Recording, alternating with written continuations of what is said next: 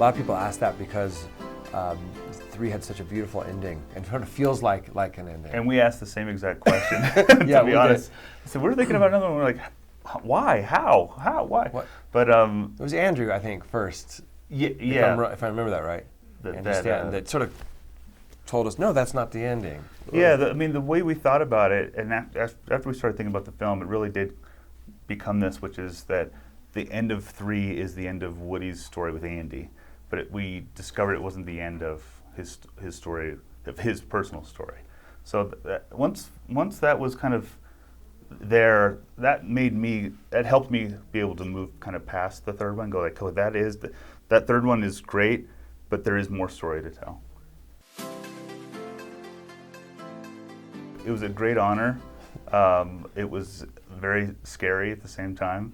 The biggest challenge was trying to sleep at night because there's just a lot of pressure, and I probably put more pressure on myself than anything else because I just wanted to make sure that we were so true to the characters and true to the world, and that the film didn't just feel like an unnecessary adventure, that there was a real reason behind making it.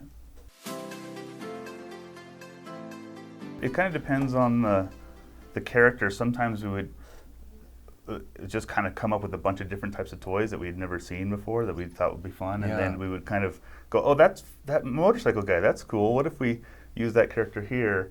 But with like Ducky and Bunny, we'd never seen carnival toys before, and as soon as we had that idea, I couldn't let go of that because it was just so much fun. So the carnival became a big part of that as well. So I remember you saying, I thought this was really smart, that we should look at we grew up in the 70s, so there's something about the original Toy Story characters. They're almost kind of echoes of the 50s, spacemen and cowboys. So just thinking about like, well, what do we have?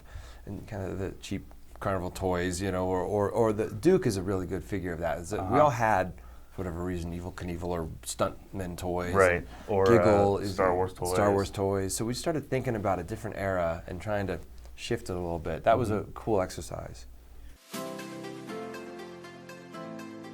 The way we look at voices is that, or listen for voices, is that we have our design of the character, and then we have our casting team bring in a bunch of voices that are just like from audio from TV interviews or different shows, and we don't know who the people are. We just listen to the voice, and because we don't want to see their face, we're never going to see that on screen, so it doesn't help us to see that. And one of the first voices we heard for Duke was Keanu, and at first I didn't realize who it was, but I was laughing, and then I said, who is that? It clicked. I was like, wait, who is that? And then I kind of thought I heard, it's like, is that Keanu Reeves? And they're like, yeah. It's like, perfect. That's amazing. It wasn't even a famous line or anything. They pulled something from some Parenthood or something. I don't even remember. Yeah, I don't remember what it was from, but it was funny. Well, he came out of just the truth of looking at our own kids and how they play with whatever they find, and they'll sometimes play with the box. A Christmas present comes in more than the actual Christmas present. So it was, once we came up with Forky, it was like, oh, this is something we've never seen before in Toy Story, and it kind of opened our eyes a little bit to go, oh, let's go down that path and see where this goes. I remember we would say, like, well, is it a toy? Would it work? And then we were asking, like, oh, that's great. That's what the audience will asking, and even that's what the characters will be asking. Yeah, the toys are asking, like, what is going on here? So we thought that was worth putting in the movie. And we just always thought, like, he was born out of the trash can, so he wants to go right back into the trash can. It's just kind of like when I'm at, when I leave the house from being in bed all night, I'm like, I want to go back to bed. We were joking about that the other day because we thought Toy Story 2 was the definite ending. We're like, that's the end. We're no more. So I think we feel like if this were the end of the story, we feel satisfied as storytellers that it's a saga that feels complete.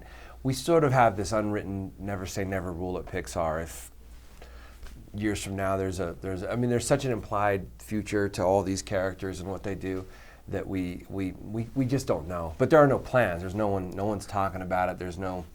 Our next 5, 6, 7 movies are all originals, so it would take forever. It's tomorrow's question, I guess. Well, I think that kind of what every character is going through in this film is that there's transitions happen in life, and there's sometimes ones you expect and sometimes ones you don't, and you just got to figure out how to maneuver that, and how you deal with that kind of shows your character. Yeah, I'll only echo that to say that it's a movie about second chances, and I think I find that personally rewarding, that there's always something more you can do. You know, when you think you've done it all, you haven't. There's more challenges out there, and exactly how you face those kind of define who you are. Yeah, the ending that you thought was before is never quite the end. Right, right.